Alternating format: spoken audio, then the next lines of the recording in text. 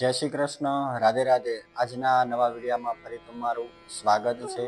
ગઈકાલે આપણે વૃષભ રાશિ વિશે વાત કરી. આજે રાશિ નંબર 3 એટલે મિથુન રાશિ. મિથુન રાશિના શબ્દો છે ક, છ અને ઘ. આ રાશિના સ્વામી છે બુધ ભગવાન.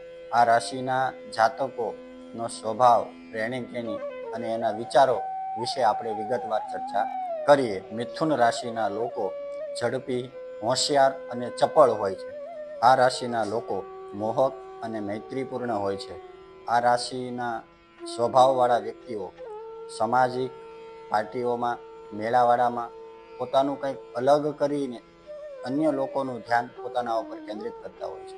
મિથુન રાશિના લોકો સારા સંવાદવાદી જ નહીં પણ ખૂબ જ સારા શ્રોતાઓ પણ હોય છે. મિથુન રાશિના લોકો અસ્થિર સ્વભાવના હોય છે, પરંતુ ખૂબ જ સારું વ્યક્તિત્વ અને ખૂબ જ સારું ચારિત્ર ધરાવતા. મિથુન રાશિના જાતકો દરરોજ કંઈક ને કંઈક ફેરફારો, મુસાફરી તથા જીવનની અંદર વિવિધતાને પસંદ. મિથુન રાશિના જાતકો ટ્રાવેલિંગ, મૂવી, પુસ્તકો વાંચવા, સિલાઈ કામ જેવી વિવિધ કલાત્મક વસ્તુઓના ખૂબ જ શોખીન હોય. મિથુન રાશિના જાતકો એક સમયે ઘણું બધું જાણવા માંગે છે. મિથુન રાશિના જાતકો અન્ય લોકોનું ધ્યાન પોતાના તરફ જલ્દીથી આકર્ષિત કરી તો લે છે. જેવું લોકોનું ધ્યાન પોતાના તરફ કેન્દ્રિત થાય એટલે તરત જ એ વસ્તુ ત્યાંથી દિશા ગુમાવે. મિથુન રાશિના જાતકો રમતિયાળ સ્વભાવના તથા હરવું ફરવું વગેરે બાબતોના ઘણી ખૂબ જ શોખીન હોય છે. મિથુન રાશિના જાતકોની સૌથી મોટી બાબત એ છે કે એ હિંમતનો સાથ આપતા નથી. ઢોંગ, દેખાવ વગેરે જેવી બાબતમાં ખૂબ જ રસપ્રદ રહેતા હોય છે. મિથુન રાશિના જાતકો રાજકારણમાં ખૂબ જ હોશિયાર હોય છે. સાથે સાથે તેઓ દયાળુ, ધાર્મિક વગેરે પણ જોવા મળે છે. મિથુન રાશિના જાતકો દરેક વ્યક્તિઓ સાથે સમાન વર્તન. આ રાશિના લોકો પ્રમાણિક, સંસ્કારી, ચારિત્ર્યવાન અને ઘણીવાર સહનશીલ પણ હોય છે.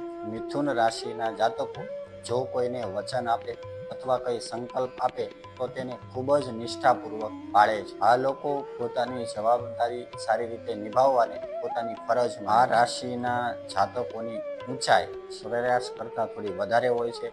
શરીર પાતળું અને રંગ થોડો આછો હોય છે.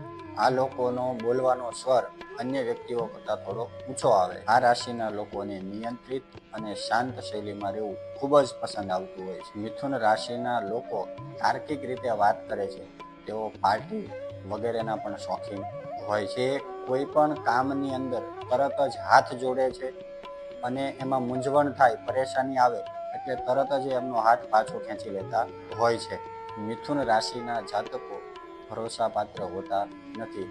તેના અસ્થિર સ્વભાવને કારણે, ચંચળ સ્વભાવને કારણે આગળ શું કરવાના છે તે કહી શકતા પણ નથી. તમારે કોઈને વચન આપતા પહેલા વિચારીને વચન આપવું જોઈએ. ઘણીવાર તમારા શત્રુઓ તમારા કામની અંદર અડચણ અને વિઘ્ન ઉત્પન્ન કરતા હોય છે. આ રાશિની જાતકોની સ્ત્રીઓ બહુમુખી, મૃદુભાષી, નિર્ણય લેવાની ક્ષમતાનો અભાવ, જલ્દીથી એડજસ્ટેબલ વગેરે લક્ષણો એમની અંદર જોવા મળે છે. તમે પ્રશંસનીય, ઉત્સાહી અને સ્માર્ટ છો.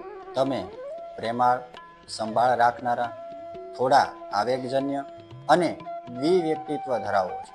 તમે જીવનમાં સતત સંઘર્ષ કરતા રહો છો. તમારા દ્વિવ્યક્તિત્વના લીધે આજે જે કોઈ વસ્તુને તમે પ્રેમ કરશો, બીજા જ દિવસે એ વસ્તુને અથવા એ વ્યક્તિને તમે નફરત કરવા લાગો. મિથુન રાશિના પુરુષો બૌદ્ધિક, સંઘર્ષ અને મહેનતુ પણ હોય છે. તેઓ તમારી સાથે કલાકો સુધી વાતો કરી શકે છે. તેઓ પોતાના જીવનમાં શું ચાલી રહ્યું છે એના કરતાં બીજા અન્ય વ્યક્તિઓના જીવનમાં શું ચાલી રહ્યું છે તે જાણવા માટે ખૂબ જ ઉત્સુક હોય છે. આજના આ વિડીયોમાં આટલું. હવે આવતીકાલે આપણે કર્ક રાશિ વિશે વાત કરીશું. આ વિડીયો તમને ગમ્યો હોય તો લાઈક કરો, શેર કરો, સબસ્ક્રાઈબ કરો. જય શ્રી કૃષ્ણ, રાધે રાધે.